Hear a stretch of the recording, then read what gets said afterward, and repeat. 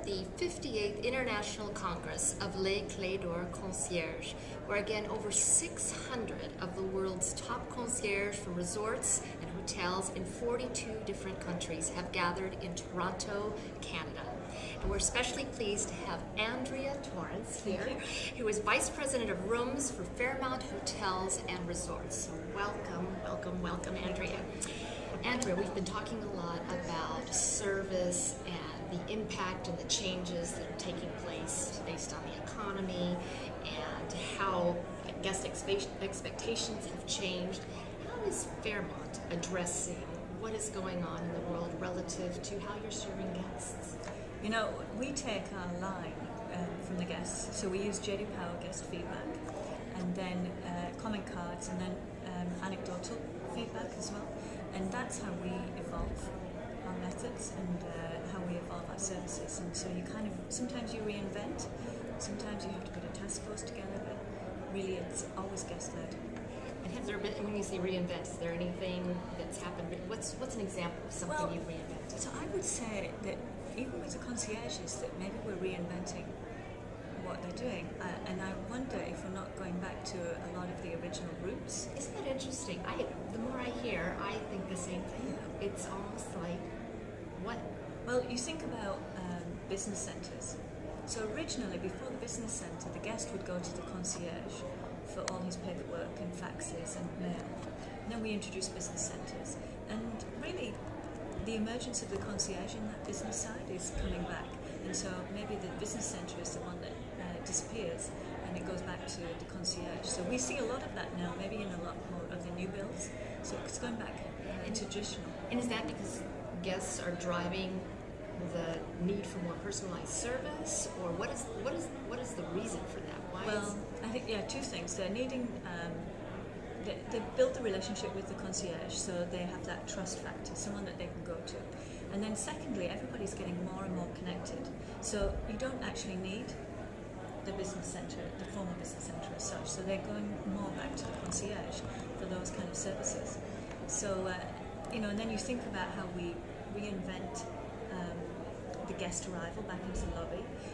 You think about you want to eliminate lines at the concierge desk, and so we call it this re-arrival back into the lobby. And I would say it's probably going back again in history of how you make that more accessible.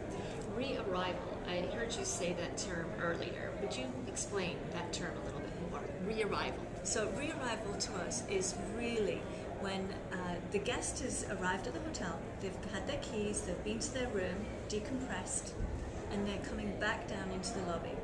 So they're re-arriving into the lobby. So whether it is a business guest and they're wanting to understand where their head office is and their meeting is tomorrow, or maybe it's the weekend guest that they want now to connect with the concierge to understand what they should be doing and seeing. And so it's that re-arrival into the lobby. And sometimes, you're connecting with other guests, maybe if you're on a conference. And it's really about the re-arrival into the lobby. It's kind of bringing back the lobby into life. It's interesting when you consider all the different challenges that have been going on in the economy and how people have had different spending patterns. You work with 60 different hotels and properties all over the world. What are you seeing as some of the opportunities and challenges, and how is Fairmont dealing with the competition, and what distinguishes Fairmont from the rest? I think it's our guests that tell us that. We're very different in all the different marketplaces. And, I think about what you would do at the Savoy Hotel, we wouldn't do in South Africa. Mm-hmm. And I think what you would do maybe at the Empress Hotel in Victoria, we wouldn't necessarily do here at the Royal York. So each hotel is styled a little bit differently that way, and each then has been able to model themselves a little bit differently, how the economy has affected them. Maybe in Hawaii, hotels were adapted differently to how we would have done in China. So there's not one big answer. It's really trying to understand what the guest needs and respond to it. Have you noticed any one particular trend or change in your experience with the hospitality industry today? Since when you first began and your work and your responsibilities now, is there anything that really stands out to you as a different approach or a different way of doing business or a different way buildings are styled? Things are more modern Modern. and contemporary. Although I would then say, we just opened a hotel in Vancouver, Pacific Rim, and yet it has all of the traditional elements. It's just done in a completely different way. So it's maybe a different use of space as well. But when I think back to hotels, when I first started, it goes back to all those relationships, building relationships, understanding the guest needs. And so really all of that hasn't changed. We might think a lot of this changes, new technology and things like that. Maybe we get a little sidetracked. But it's old-fashioned hospitality. And that's, I think, what people are really craving. They want that more personal connection. And as you probably know, the concierge is now synonymous with service and being used in so many different industries and as an example of service, but perhaps it's not exactly the same thing. Do you see any changes other than going back to the roots for the concierge profession and, in fact, guest service in your hotels? I think they're getting more authentic.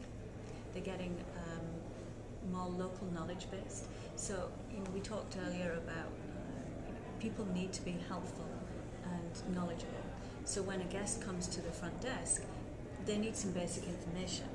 However, they will know the top 10 restaurant, but really, if you don't go and talk to the concierge, and if that lead is not given to the concierge, you will never find the best table in the restaurant for that business meeting versus whether you were going there for your anniversary. And if it's not the concierge that has that local relationship, then they're the ones that's going to send that glass of champagne on that special moment. They're not going to send it when you're having a business meeting. But it's those tiny little touches that make it all so special. Those tiny little touches, those memorable moments, those points of contact, that's what leads to the greatest guest experiences. Thank you very much. This is Andrea Torrance with Fairmont Hotels.